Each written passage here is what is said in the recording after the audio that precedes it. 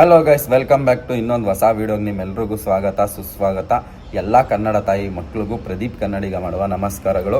Guys, September 9ನೇ ತಾರೀಕಿಂದ ನೇಪಾಳಲ್ಲಿ ಯಾವುದೇ ಥರ ಇನ್ಸ್ಟಾಗ್ರಾಮ್ ಆಗಲಿ, ಯೂಟ್ಯೂಬ್ ಆಗಲಿ, ಫೇಸ್ಬುಕ್ ಆಗಲಿ ಬ್ಯಾನ್ ಆಗ್ತಾಯಿದೆ ಅಂತ ಹೇಳ್ಬಿಟ್ಟು ಹೊಸದಾಗಿ ಒಂದು ಬ್ರೇಕಿಂಗ್ ನ್ಯೂಸ್ ಬರ್ತಾ ಇದೆ.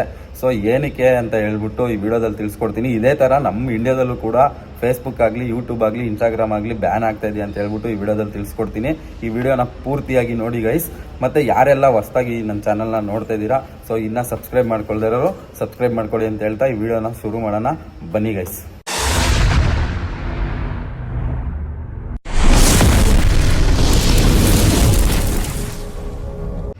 ನೋಡಿ ಗೈಸ್, ನೇಪಾಳಲ್ಲಿ ಸೆಪ್ಟೆಂಬರ್ 9ನೇ ತಾರೀಕಿಂದ ಯಾವುದೇ ಥರ ಯೂಟ್ಯೂಬ್ ಓಪನ್ ಆಗ್ತಿಲ್ಲ, ಫೇಸ್ಬುಕ್ನ ಯೂಸ್ ಮಾಡೋಕ್ಕಾಗ್ತಿಲ್ಲ, ಇನ್ಸ್ಟಾಗ್ರಾಮ್ನ ಯೂಸ್ ಮಾಡೋಕ್ಕಾಗ್ತಿಲ್ಲ, ಟೆಲಿಗ್ರಾಮ್ನ ಯೂಸ್ ಮಾಡೋಕ್ಕಾಗ್ತಿಲ್ಲ ನೇಪಾಳದಲ್ಲಿ, ಆಯಿತಾ? ಸೊ ಫಸ್ಟು ನಾನು ಯಾಕೆ ಬ್ಯಾನ್ ಮಾಡಿದ್ರು ಅಂತ ಹೇಳ್ಬಿಟ್ಟು ತಿಳಿಸ್ಕೊಟ್ಬಿಡ್ತೀನಿ ಬನ್ನಿ. ನೋಡಿ, ಈ ಆ್ಯಪ್ಸ್ಗಳೆಲ್ಲ ಏನಿದ್ದಾವೆ, ಯೂಟ್ಯೂಬು, ಇನ್ಸ್ಟಾಗ್ರಾಮು, ಫೇಸ್ಬುಕ್ಕು, ಇದೆಲ್ಲ ರಿಜಿಸ್ಟರ್ ಮಾಡ್ಕೊಳ್ಬೇಕಿತ್ತಂತೆ. ಸೊ ಅವರು ರಿಜಿಸ್ಟರ್ ಮಾಡ್ಕೊಂಡಿಲ್ಲ. ಗೌರ್ಮೆಂಟು ಒಂದು ಡೇಟ್ ಕೊಟ್ಟಿರುತ್ತಂತೆ, ಆ ಡೇಟಲ್ಲಿ ಇದನ್ನೆಲ್ಲ ಅವರು ರಿಜಿಸ್ಟರ್ ಮಾಡ್ಕೊಳ್ಬೇಕಿತ್ತಂತೆ.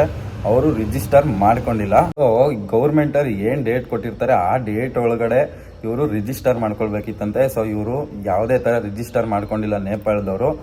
ಅದಕ್ಕೆ ಬಂದು ಗೌರ್ಮೆಂಟವರು ಅಟ್ ಪ್ರೆಸೆಂಟು ಇವಾಗ ಟೆಂಪ್ರವರಿಯಾಗಿ ಇಷ್ಟು 26 ದೊಡ್ಡ ದೊಡ್ಡ ಆ್ಯಪ್ಸ್ಗಳೇನಿದೆ, ಅದರಲ್ಲಿ ಈ ಯೂಟ್ಯೂಬು, ಫೇಸ್ಬುಕ್ಕು, ಇನ್ಸ್ಟಾಗ್ರಾಮು ತುಂಬ ಮುಖ್ಯ, ನಿಮಗೆ ಗೊತ್ತಿರುತ್ತಲ್ಲ. ಸೊ ಅದೇ ಥರ ಇವ್ರಿಗೆ ಅವಕಾಶಗಳನ್ನ ಕೊಟ್ಟಿರ್ತಾರೆ, ಮುಂದಕ್ಕೆ ಡೇಟ್ಗಳನ್ನ ಕೂಡ ಕೊಟ್ಟಿರ್ತಾರೆ ಗೌರ್ಮೆಂಟು. ಅದರೊಳಗಡೆ ಮಾಡ್ಕೊಂಡಿಲ್ಲ ಅಂತ ಹೇಳ್ಬಿಟ್ಟೇ ಅವರು ಇನ್ನೂ ಅವಕಾಶಗಳನ್ನ ಕೊಟ್ಟಿರ್ತಾರೆ, ಮುಂದಕ್ಕೆ ಡೇಟ್ಗಳನ್ನ ಹಾಕಿರ್ತಾರೆ. ಸೊ ಅವ್ರು ಮುಂದೆ ಡೇಟ್ ಕೊಟ್ಟರು ಕೂಡ ಈ ನೇಪಾಳದವರು ಯಾವುದೇ ಥರ ರಿಜಿಸ್ಟರ್ನ ಮಾಡ್ಕೊಂಡಿರೋದಿಲ್ಲ ನೇಪಾಳದವ್ರು ಬಂದು. ಸೊ ಅದಕ್ಕೋಸ್ಕರ ಟೆಂಪ್ರವರಿಯಾಗಿ ಇವಾಗ ಆ ಅಪ್ಲಿಕೇಶನ್ಗಳನ್ನ ನೇಪಾಳದಲ್ಲಿ ಬ್ಯಾನ್ ಮಾಡಿದ್ದಾರೆ. ಗೈಸ್, ಏನು ಈ ಯೂಟ್ಯೂಬು, ಇನ್ಸ್ಟಾಗ್ರಾಮು ಮತ್ತು ಫೇಸ್ಬುಕ್ ಇದೆ, ಇವೇ ಎಲ್ಲ ಕಡೆ ಮುಖ್ಯವಾಗಿ ನಡೀತಿರೋಂಥದ್ದು. ಸೊ ಅವೇ ಇಲ್ಲ ಅಂತಂದರೆ ತುಂಬ ಕಷ್ಟ ಆಗ್ಬಿಡುತ್ತೆ. ಸೊ ಹಾಗಾಗಿ ನೇಪಾಳದವ್ರು ಬಂದು ರಿಜಿಸ್ಟರ್ ಮಾಡಿಕೊಂಡ್ರೆ 99% ವಾಪಸ್ ಬರೋವಂಥ ಚಾನ್ಸಸ್ ಇದೆ ಅಂತೆ. ಇದು ಕತೆ. ಸೊ ಅಲ್ಲಿ ಬಂದು ನೇಪಾಳದಲ್ಲಿ ಇವಾಗ ಟೆಲಿಗ್ರಾಮು ಮತ್ತು ಟಿಕ್ಟಾಕು ಅವೈಲಬಲ್ ಇದೆ ಅಂತೆ.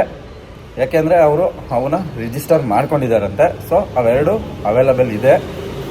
ಅವ್ರೇನಾದರೂ ರಿಜಿಸ್ಟರ್ ಮಾಡಿಕೊಂಡ್ರೆ ಈ ಅಪ್ಲಿಕೇಶನ್ಗಳು ವಾಪಸ್ ಬರೋವಂಥ ಚಾನ್ಸಸ್ಸು 99% ಇದೆ ಅಂತ ಗೈಸ್.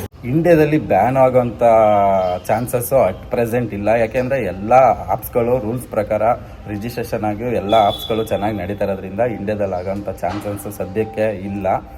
ಮುಂದೆ ಆದರೂ ಆಗ್ಬೋದು, ಬಟ್ ಅದನ್ನು ಹೇಳೋಕ್ಕಾಗಲ್ಲ. ಸೊ ಈಗ ಅಟ್ ಪ್ರೆಸೆಂಟ್ ಇವಾಗ ಏನು ಇಂಡಿಯಾದಲ್ಲಿ ಎಲ್ಲ ಆ್ಯಪ್ಸ್ಗಳು ರಿಜಿಸ್ಟ್ರೇಷನ್ ಆಗಿರೋದ್ರಿಂದ ಎಲ್ಲ ಆ್ಯಪ್ಸ್ಗಳು ಚೆನ್ನಾಗೇ ನಡೀತಾ ಇದೆ.